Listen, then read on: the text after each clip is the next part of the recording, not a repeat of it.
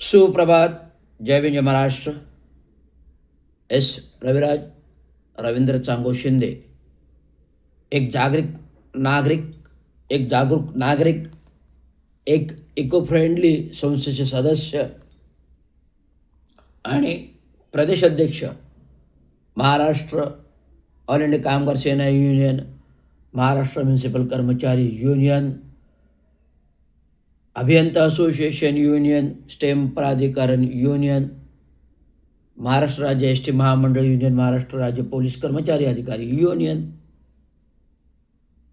संपूर्ण संघटनात्मक वतीने संपूर्ण महाराष्ट्र राज्याच्या जिल्ह्यामध्ये एक जनजागृती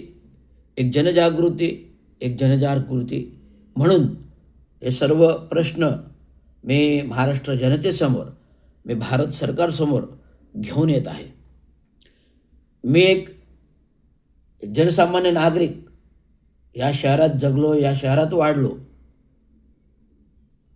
आई वडील सफाई कामगार, ते वडील कामगार नेते युनियन लीडर झाले, अनेक संघटना बांधल्या, लोकांसाठी झगडले, लोकांना जीवन दिलं, घरदारं दिली, नोकरीधंदा चाकरी दिल्या.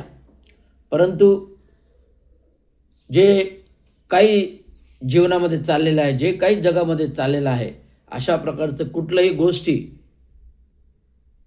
करण्यासाठी आमचं खानदानी रक्त कधीच केलेलं नाही. आज आपल्याला जगण्यासाठी काय आवश्यकता आहे? अन्न, वस्त्र, पाणी. अन्न, वस्त्र, निवारा आणि पाणी. आज आपल्याला जगण्यासाठी काय आवश्यकता आहे? अन्न, वस्त्र, निवारा आणि पाणी. ह्या मूलभूत गरजा आहेत.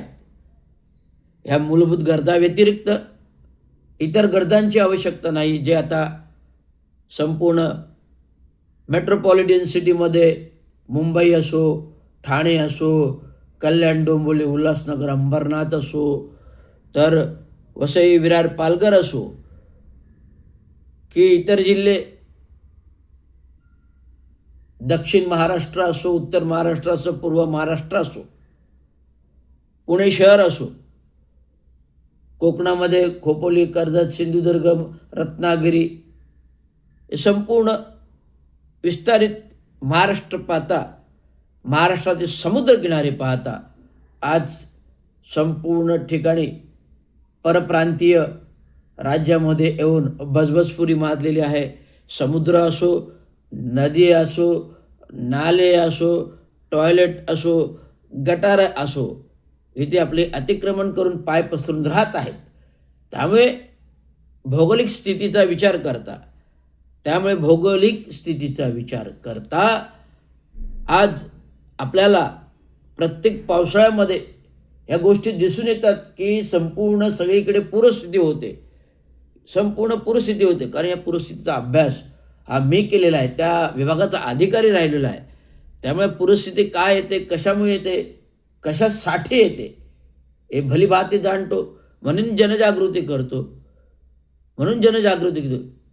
एक काळ असं जीवन होतं की संपूर्ण जीवन हे स्वच्छ, निर्मळ, आनंदी होतं. एक काळ असं होतं संपूर्ण जीवन स्वच्छ, निर्मळ, आनंदी होते. कारण झाडं, पानं, फुलं जंगली होती. जंगलं होती. ज्या सरकारी जमिनी आहेत, ज्या वनराई जमिनी आहेत, ज्या सरकारी जमिनी आहेत, ज्या वनराई जमिनी आहेत, सरकार इन्फ्रास्ट्रक्चर नावाखाली, आपल्या टक्केवारीसाठी, आपल्या भ्रष्टाचारासाठी, आपल्या खोके सरकारासाठी अनेक इन्फ्रास्ट्रक्चरच्या नावाखाली सरकारी जमिनी, वनजमिनी नष्ट करत चाललेली आहे. मग ते मेट्रो असो, भुयारी रस्ते असो, समृद्धी मार्ग असो, अटल सेतू असो, की कोस्टल रोड असो, हे पाहता आज आपल्याला जे काय सीमांकन ठरवलेलं आहे, जे भूभाग आहे, महाराष्ट्रातील मुंबईचा जो भूभाग आहे, जो काय आपल्याला समुद्र किनारा दिला आहे, तो गोव्यापर्यंत, कर्नाटकपर्यंत, कन्याकुमारीपर्यंत गेलेला आहे. तर हा भूभाग पाहता आज आपण काय करतोय? समुद्राच्या पोटामध्ये जात चाललेलो आहे. समुद्राच्या पोटामध्ये आपण शिरत चाललेलो आहोत. आणि ह्या एक वेळ अशी येईल की समुद्र आपल्याला गिळंकृत करेल. एक वेळ अशी येईल की समुद्रच आपल्याला गिळंकृत करेल, अशा प्रकारची वेळ आता येऊन ठेपलेली आहे. कारण संपूर्ण जनजीवन जगवण्यापेक्षा जनजीवन कसं नष्ट होईल, जनजीवन जगवण्यापेक्षा जनजीवन कसं नष्ट होईल, जनजीवन जगण्यापेक्षा जनजीवन कसं नष्ट होईल, अशा प्रकारचा विकास, अशा प्रकारचं इन्फ्रास्ट्रक्चर, अशा प्रकारचे डेव्हलपमेंट शहरागणित चालू आहे. इथे कुठेतरी रोख लागला पाहिजे, इथे तरी कधी नियंत्रण आलं पाहिजे, इथे तरी कुठेतरी कंट्रोल आला पाहिजे. म्हणून जनतेने जनजागृती करणं आवश्यक. केवळ टी व्ही मीडियावरती येऊन मुलाखती देणं, केवळ टी व्ही मीडियावरती येऊन मुलाखती देणं हे जनजागृती नाही, तर जनस्थाने एकत्र यायला पाहिजे. जनजागृतीसाठी जनतेने रस्त्यावर यायला पाहिजे. आज आपल्याला असं वाटण्याची महत्त्वाचं कारण आहे. आज ट्रॅफिकचा प्रश्न आहे, आज ट्रॅफिकचा प्रश्न आहे, आज पाण्याचा प्रश्न आहे, आज जगात जगण्याचा प्रश्न आहे. संपूर्ण झाडे जंगले तोडतायत, संपूर्ण झाडे जंगले तोडतायत, संपूर्ण झाडे जंगले तोडतात आणि केवळ आपल्या टक्केवारीसाठी विकास प्रस्ताव, केवळ आपल्या टक्केवारीसाठी विकास प्रस्ताव, केवळ आपल्या टक्केवारीसाठी विकास प्रस्ताव बनवतात. हीच जनजागृती रविराज रवींद्र शिंदे आपल्या समोर घेऊन येत आहे. आणि लवकरच मी जिल्हा कलेक्टर असो, हरित लवाद असो, केंद्रीय हरित लवाद असो, महाराष्ट्र सरकारचं MCZM विभाग असो, प्रदूषण नियंत्रण विभाग असो, आज सगळीकडे मी भांडणार, आवाज उठवणार.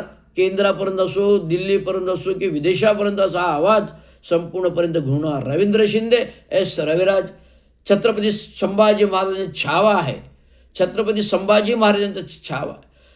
रविराज छत्रपती शिवाजी महाराजांचा छावा आहे. संभाजी महाराजांचा ते संभाजी महाराज मी स्वतः आहे. आधुनिक भारतातला संभाजी महाराज आहे, आधुनिक भारतातला संभाजी महाराज आहे, आधुनिक भारतातला संभाजी महाराज मी आहे. कारण माझी जन्मतारीख 14 मे 1965 आहे. माझी जन्मतारीख 14 मे 1965 आहे. छत्रपती शिवाजी महाराजांच्या छत्रपतीचं सावा संभाजी महाराजांची जन्मतारीख पण 14 मे 1656 आहे. तर माझी जन्मतारीख 14 मे 1965 आहे. जन्मतिथी वार हा दोघंही महाराजांचा आणि माझा एकच आहे. त्यामुळे हा आधुनिक भारतातला महाराज आहे. याच्यावर जो मी आधुनिक क्रांती करतोय, आधुनिक आवाज उठवतोय, त्यासाठी जनतेने एकत्र या. पूर्वीच्या काही छत्रपती शिवाजी महाराजांच्या काय अन्याय अत्याच्यावर तलवारीने लढाई व्हायच्या, तलवारीने लढाई व्हायच्या. आज आपल्याकडे आधुनिक भारतामध्ये लोकशाही आहे, संविधान आहे, घटना आहे. आधुनिक भारतामध्ये लोकशाही, संविधान आणि घटना, आणि संविधान आणि घटनेतून हा छत्रपती शिवाजी महाराजांचा छावा, छत्रपती संभाजी महाराज आधुनिक हा लढत आहे. तेव्हा जनतेने सहकार्य करा, जनतेने सहकार्य. धन्यवाद. जय हिंद, जय महाराष्ट्र, जय हिंद, जय भारत.